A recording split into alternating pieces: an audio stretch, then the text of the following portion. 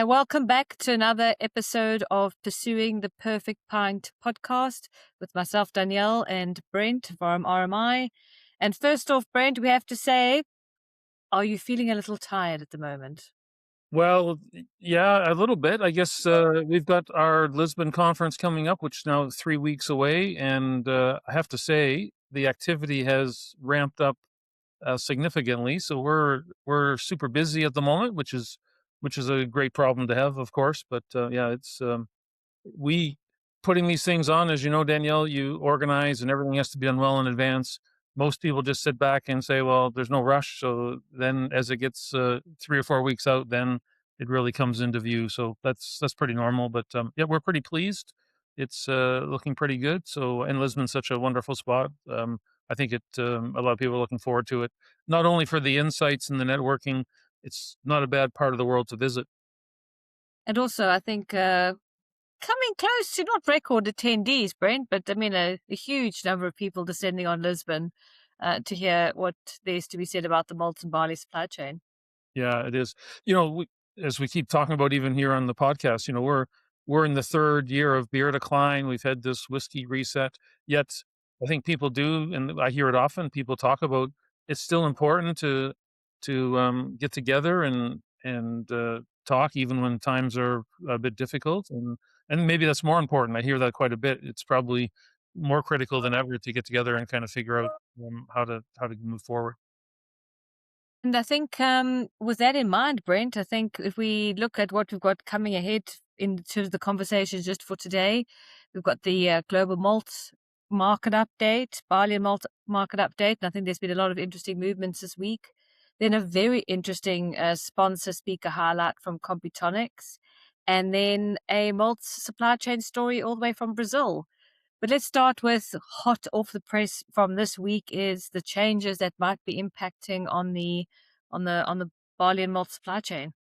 Yeah, well, the we've been in a period of disruption since 2020 in a way with the pandemic and everything else, and even in the past year we've seen a lot of disruptions, and it's boiled up again. So we've got this is early the week of the second, so we've got the whole situation that's I say erupted in Iran. So that that is, I guess, just elevated the uncertainty level quite a bit, and that does impact markets. We would see prices for most commodities are higher. Oil production is now in question because that region is so critical in that respect. So I guess we just layer it on. It's just another geopolitical disruption. That's it. We've had enough in some respects. We Yeah. could probably say, hey, maybe we could take a period of calmness. Wouldn't be a bad thing. But for the time being, we're not seeing that. So we're going to have to go through this. It might be fairly short lived, but regardless, it's a pretty significant Yeah. situation, and then it has lots of the ripple effect is pretty wide. Yeah. So it'll be interesting to see what we're talking about next week on this podcast, Brent, and what's changed in the next week. Yeah, just stay tuned. It's a moving target. It Yeah. pays not to plan too far ahead because things will change, and you have to run a detour. But yeah, we're watching it closely. Prices for barley, as an example, they're up a bit for both malting barley and feed barley. So the world's malt supply chain is certainly not insulated from this by any stretch. So it's having an immediate impact. And I think moving on from there, I think people who are maybe able to predict a bit further out than maybe what we're thinking about just the week ahead is to hear from Sebastian from Computomics and the world of AI.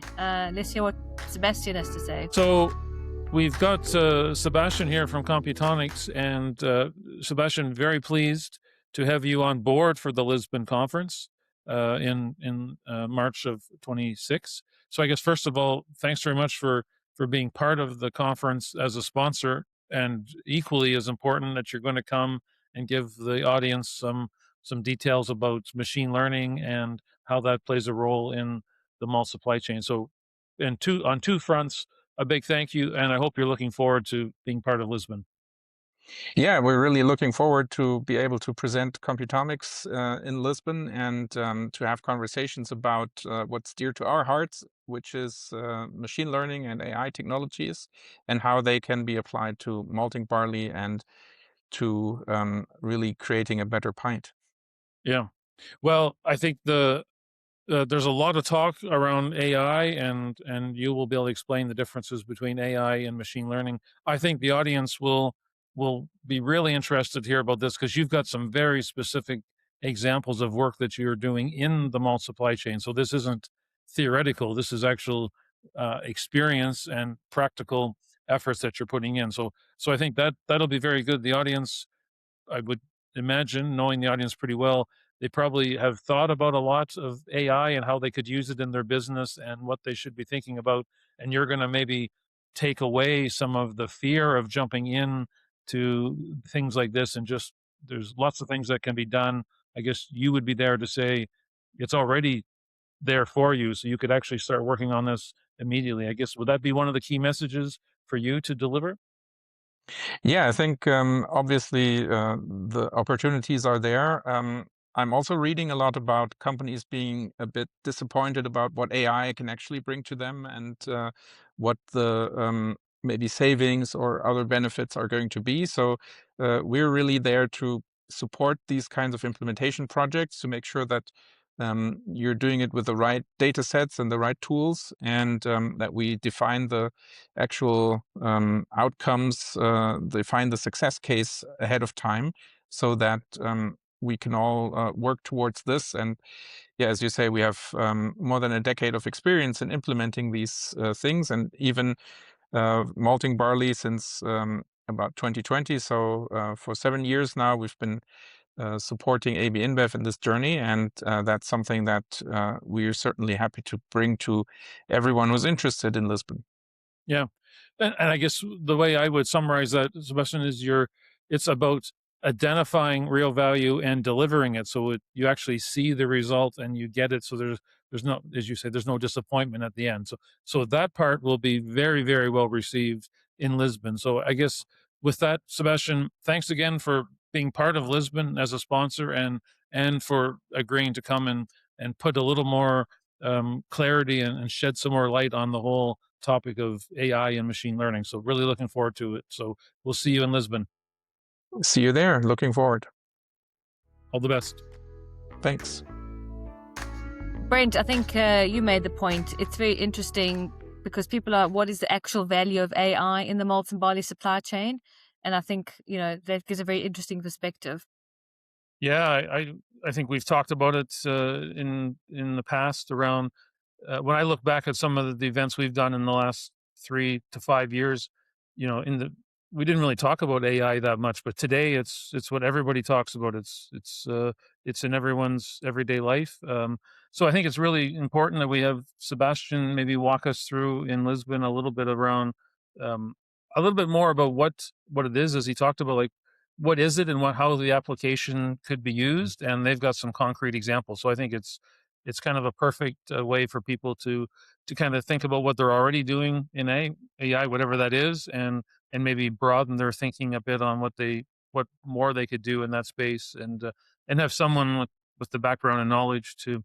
It won't be me to talk at that level of Me detail. neither. I think Sebastian's the perfect person to take people on that journey. Yeah, absolutely. And I mean, they've got some interesting partnerships in the malt and barley supply chain, so it'll be good for everybody to hear. And then back down to Brazil, Brent, and I found the conversation with Eve very interesting. And let's hear what she has to say about supporting craft down in Brazil.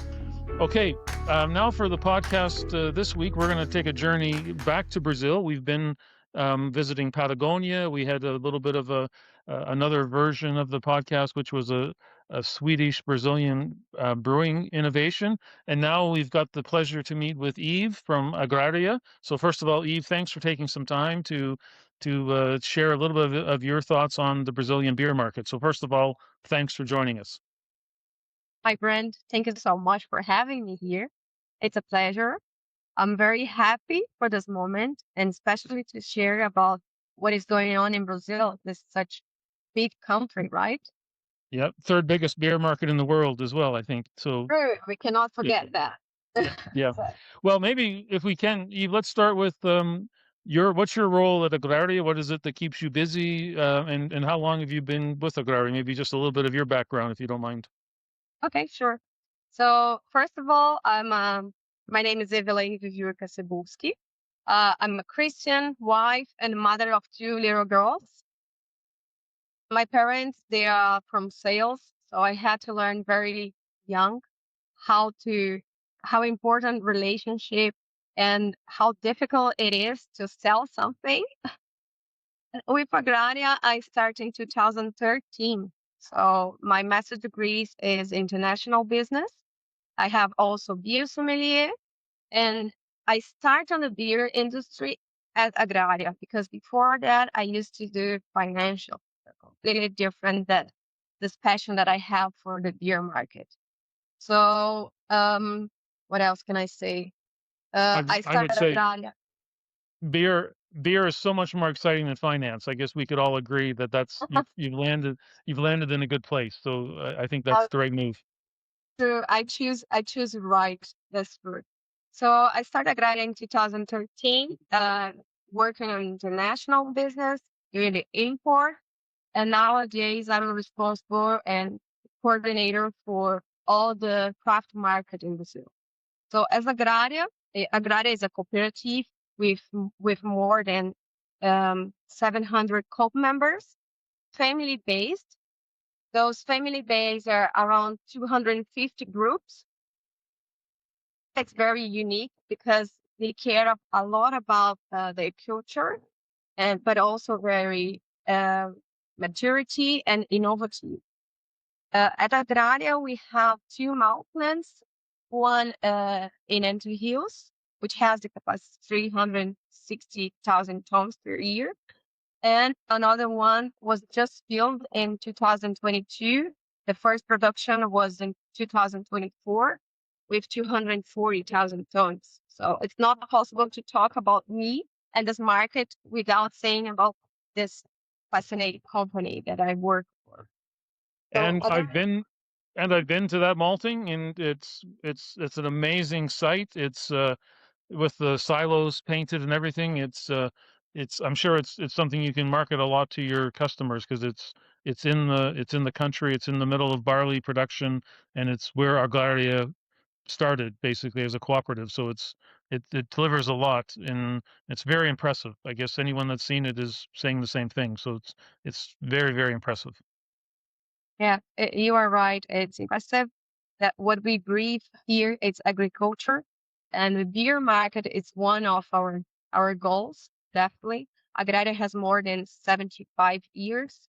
So this year we are completing 75 actually. So, but beyond that, we are not only a malt producer.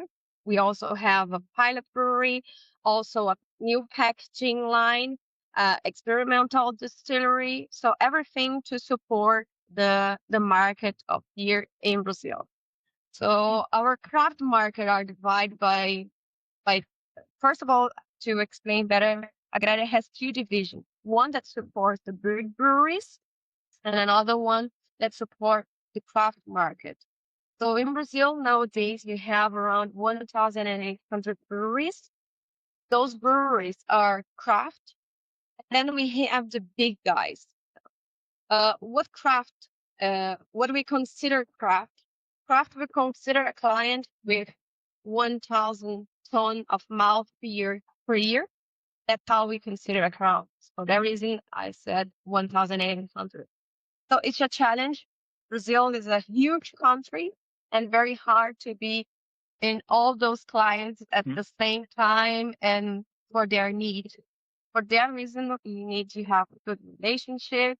And for that reason, I'm here to give them support on market, on the logistics side, also helping our team.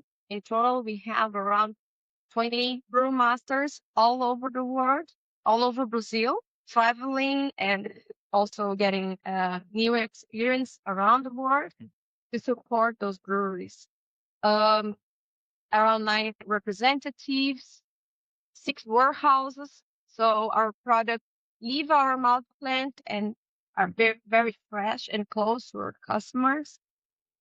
Yeah, that Just was going to say, be one of my questions, which I said as we prepared. I guess from a service offering standpoint, you have this network of warehouses, and you stock that with your various malts, and I guess probably some other ingredients, and I guess service is a big part of the business, right? You've got 1,800 customers, and I always thought you have to be ready for them. At least my experience has been some of them maybe forget to order something and they need it on Friday afternoon at 4 p.m. And if you don't have it, it's really a tough situation. So I guess service, you have all those people there just to provide that level of service. I guess that's just a natural requirement to support their business. yeah, our approach is relationship driven. So we don't talk about only about price. We talk about longevity. We talk about development. We talk about long-term relationship. Uh, that's our main goal. You mentioned Friday at 4 p.m. I would say on Sunday or Saturday in the morning, now our customer find out that, okay, it's missing one yeast or some bags of malt or something like that. So yeah, we have to be very just on time for them. I think that's the difference between us and the other competitions. Yeah. Well, I don't know. Maybe I would say this, and I think it's just factual that I think that happens all around the world. So it's not just a Brazilian thing. I think there's a lot of dynamic things going on in the brewery. So things happen, things change. So you have to be adaptable because their schedules change, and you need to be prepared for that. So that's good. Maybe just on the beer industry, we talked about it. We have seen the reporting from the big brewers like Ambev, which is part of AB InBev, and we see there 2025 beer volumes for 60% of the market was down 4.5%. Heineken reports a little differently, but their Americas business was down nearly 3%. So I guess at a high level, we can agree that the Brazilian beer market is suffering at the moment, and we see that from the majors. Uh, I guess how does that trickle down to the craft brewers that you see? I guess are they finding the same challenges in the market where consumers have changed their patterns and volumes are not where they were before? Is that a fair summary? Unfortunately, it's true. Since I'm more than 10 years in this market, right? So I see a fast growth. I saw health situation, complications that we have with COVID. I saw a boom on hoppy beers, right? Brent, you know that more than me, I'm sure. Yep. But we face so many different steps on this market, and now I can say that the market are more sensitive on price, sensitive on taxes. Brazil, uh, being a huge country, has also the difficult on logistic. So it's not only about inflation, but it's also about how close you can be to a brew, to a pub, or how can you compete on tax with the big guys. So especially for the craft market, which represents around 50, 52,000 tons a year, something like that. Um, yeah, it's tough. It's tough. I haven't seen an increase on the beer market, but I saw an increase on those breweries and cocktails and different kinds of beverage, right? Yep. Water or different kind of beer, but more light beer than used to be. Low alcohol beer is the highest demand that we receive for our private brewery. At different times, different structures that we have to make to support our customers. Yeah. And that fits Eve very well with what we see in a global trend. We see consumers are wanting a much wider product offering, so they want to have more choice. And it's not only beer. Unfortunately, it's not just beer. based products. So yeah, we see that, and I think the moderation. I guess I would call it moderation, but people wanting less alcohol or even non-alcohol. I think there's a health conscious a factor that's really come in. So the net result. So the craft industry along the lines with the big brewers are suffering as these consumer trends are not favorable to beer. So that's the struggle that we face as an industry globally, and you're confirming that in the Brazilian environment as well. Sure. I can also split that in two views. So I have one side where I see simplification for drinkability, light profiles, always a cost control and efficiency. That's from both sides. But on the other hand, I saw the RTD with 80% alcohol. That's something that, and the cocktails. That's something that get me confused. Yeah. But I saw this difference in Brazil, like south of Brazil, that are more in the German culture. The Einheitsgebot is Yeah. still a rule for them, right? So we're facing this different kind of low carb, but they're still drinking beer, right? But they are proving like some cocktails or some different kinds of. But in south of east of Brazil, where it's more warm or hot temperatures, the drinkability, something very light, like water beer, I Yeah. would call. It's the new height. That's what they are looking for. So Yeah. That's two different ways of view, but innovation with fruits, herbs, spices, woods. It's in all over. Brazil are very creative. So this is something that they are using and getting some very nice goals with that. yeah. And I think that point is very good, Eve, in the sense that they're consumers is a very wide demographic, so there's a lot of individuality in that. So some people like myself, I like beer, so I'm gonna stick to beer. Others would explore some other things like the RTDs.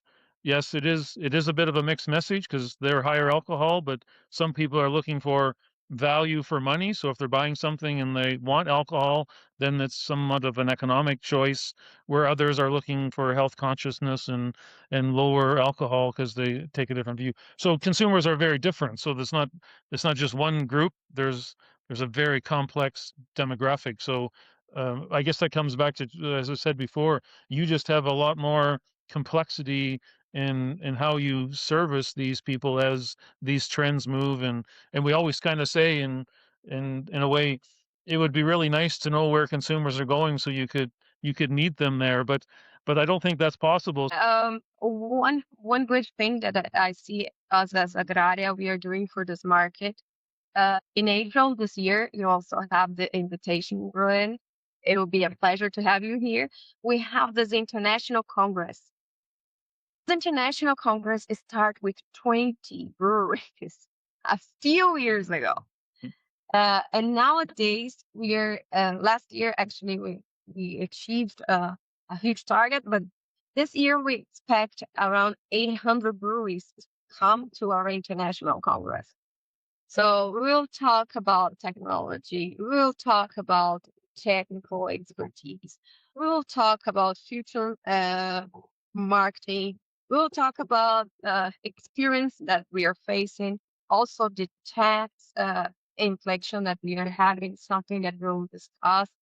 So we'll have 3 days of immersion, full immersion at Agraria here and good food and good talk. So 3 days is special for this market to support them, to give them where to go and what the experience that we already saw that are important to share. Yeah. And I guess that group gets together and they can share amongst themselves things that they find exciting and what they're seeing for consumers. So I guess, like anything, the more you get together and talk, you can uncover maybe some ways to better connect to these consumer trends which we were talking about. So it's very very interesting. the topic we had from the US, I think I mentioned to you as we were prepping, there's been a move away from some of these IPAs and others, which would be similar to your trend, moving into lagers, which are generally lower alcohol and more Yeah. drinkable and all these things. So that is something that's happening. So it's good to hear that from you, that trend is also happening on the craft side in Brazil.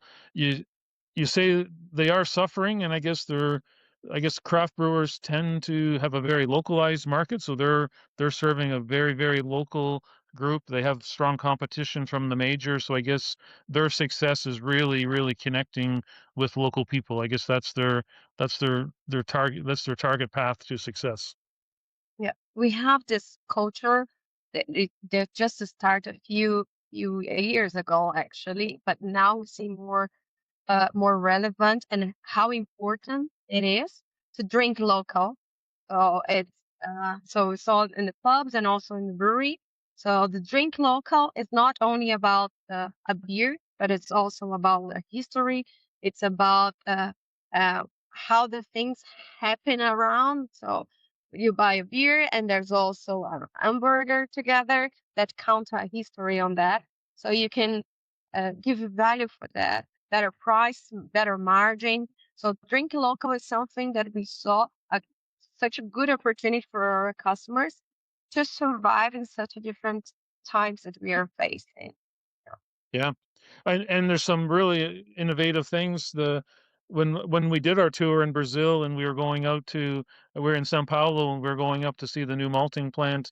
I had an afternoon in São Paulo by myself, so I stopped in at a craft brewery, and fortunately the brewer was there and he spoke English, and we had a great chat, and he told me the whole story, and he had 6 or 7 beers, and I didn't try all of them. I tried the lager, of course, but it was really good, and he was super passionate. It was, and I'm sure you've got hundreds of similar brewers that are really, really passionate about it, and I was really impressed. The beer quality was good, and I think it's important. We hadn't talked about it too much, but the combination of the beer and the food, you just mentioned it briefly, like to really fix and get connected with the consumer, you have to have good beer and you have to have good food, and when you bring those two together, you have a magic recipe for success, or the Great potential.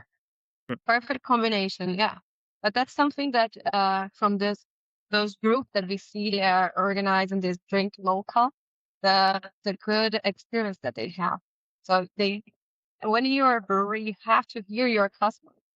Otherwise, you made only beers that you love. Like me, I love sour style. I will prepare only sour, Yeah, but it's also the consumer like those style. I'm not yeah, sure. So yeah. it's important to hear what the consumers like and what kind of beer they're they're looking for. I have a curiosity in Brazil. So Brazil has this German traditional style of beer, right? But the consumer were looking for a cocktail, a beer with wine on that, or juice extract on that, something like that. Most of the brewers were like, I'm not doing this cocktail. It doesn't make any sense. And They last were, year, I heard from most of them saying, okay, if it is paying some of my bills, yeah. this cocktail make sense.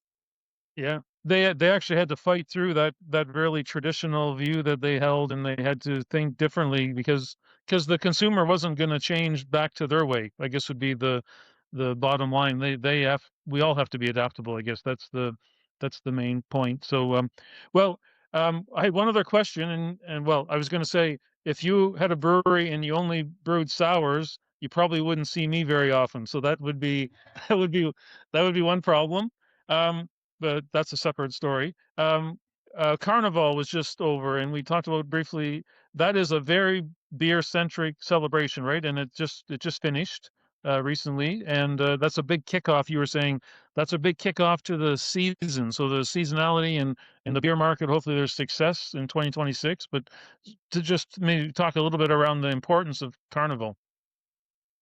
So carnival is just end. we're still recovering after some days of festivities.